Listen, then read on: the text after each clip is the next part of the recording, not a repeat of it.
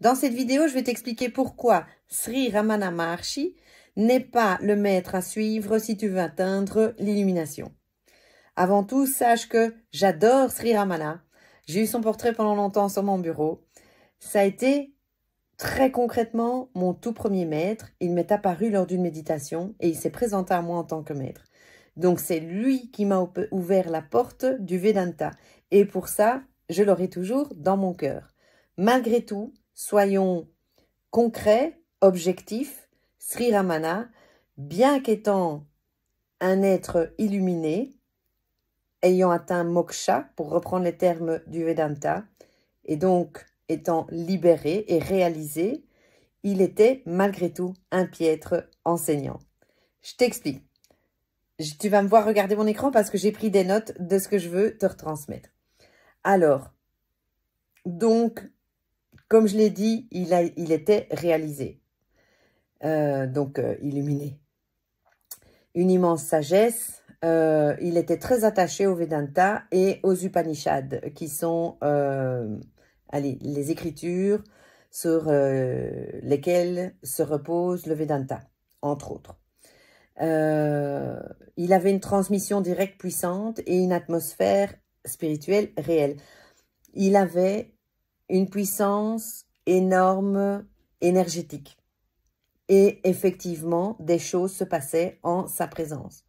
Moi-même, quand il s'est présenté à moi, mon champ, mon aura, mon champ vibratoire a été explosé, on va dire ça comme ça. Et c'est comme ça que j'ai su que c'était mon maître, entre autres, parce que déjà, il a attiré mon attention, parce que ouf, et je ne savais pas du tout qui c'était, en plus, le jour où ça m'est arrivé. C'était assez cocasse. Donc, je confirme la puissance de Sri Ramana. J'ai énormément lu Sri Ramana après ça, parce que, étant donné qu'il était déjà passé de l'autre côté, il n'était pas possible de le suivre en direct, de prendre des cours avec lui, comme je fais quand je m'intéresse à quelqu'un. Là, j'ai dû me contenter des livres autour de son personnage et les retranscriptions des dialogues qu'il a eus avec certains disciples, voire des journalistes. Mais en tout cas, le gars est extrêmement puissant. J'y ai goûté sur un plan énergétique. Alors, c'est quoi le problème, du coup, concrètement, avec Sri Ramana? Ramana n'a pas reçu un enseignement du Vedanta traditionnel. Il n'a pas eu un maître qui lui a transmis la méthode et donc lui-même n'a jamais retransmis cette méthode. Il connaissait le Vedanta de ses lectures, etc., de son intérêt pour le Vedanta et était le premier à reconnaître l'outil incroyable et la tradition incontournable que représente le Vedanta quand il s'agit de libération. Mais le souci, c'est que du coup, il ne structurait pas cet enseignement. Quand il retransmettait, c'est pas qu'il disait des âneries, c'est surtout que, il n'y avait pas la structure du Vedanta derrière, l'outil. Et donc, il n'y avait pas toutes ces étapes, parce que le Vedanta, c'est une réelle méthode avec des étapes. Alors, le souci aussi avec Sri Ramana, c'est qu'il présentait l'auto-investigation Vikara comme voie universelle, alors que, je me pose là et je me mets en méditation et je m'interroge, qui suis-je, qui suis-je, qui suis-je? Et ça pose un vrai problème. Premièrement, parce que ça s'adresse uniquement à des gens déjà avancés, avec un esprit déjà très mature spirituellement. C'est pas tout le monde qui peut pratiquer Vikara et faire en sorte que cette connaissance remonte, la connaissance divine. Et justement, je viens de dire, pourquoi ça ne fonctionne pas avec les esprits immatures? Pourquoi? Parce que eux tournent encore à 100% sur leur mental. Ils reposent encore à 100% sur la machine entre leurs deux oreilles. Et cette machine est incapable de produire une information qu'elle n'a pas, qu'elle ne sait pas déjà au préalable. Donc, si tu n'es pas mûr spirituellement et que tu te poses la question qui suis-je 1 million de fois, tu tournes sur ton cerveau et donc sur ton esprit de base et celui-là est incapable de te pondre la réponse, en gros. Par contre, évidemment, quand l'esprit est dégagé, quand il est préparé et quand il est suffisamment mûr, et tout ça fait partie des prérequis extrêmement clairs du Vedanta et de la méthode, donc, alors on peut commencer à s'interroger qui suis-je, etc. Et parfois des flashs d'informations, la connaissance elle-même avec le grand C remonte à la surface, on va dire ça comme ça. Et donc on peut commencer à avoir accès. Mais de toute façon, il faut un enseignant, un maître védantin derrière qui va te donner aussi la connaissance. Tu ne peux pas savoir ce que tu ne sais pas. Et donc, du coup, cette investigation, hein, ça crée des malentendus parce que du coup, les chercheurs pensent que il suffit que je m'installe là sur mon petit coussin de méditation et que je me pose la question qui suis-je et ça y est, ça suffit.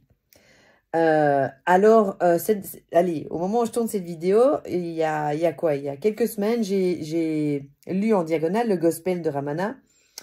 Et malheureusement, j'y ai trouvé des grosses aberrations. Notamment deux qui je trouvais essentiel de reporter. Qui sont littéralement donc des déclarations qu'il a faites qui sont littéralement contraires au Vedanta, donc à l'enseignement qu'il disait retransmettre d'une certaine manière, même si, de nouveau, j'insiste, Ramana n'a jamais dit que c'était un enseignant du Vedanta. Et notamment, à un moment donné, il parle de l'effacement du mental. Non, c'est pas parce qu'on atteint l'illumination que mon personnage disparaît. Je suis là en train de te parler, mon mental fonctionne extrêmement bien. J'ai toute ma logique, mon intelligence qui est en train de tourner sans souci. Donc, ça n'a rien à voir, je suis toujours là.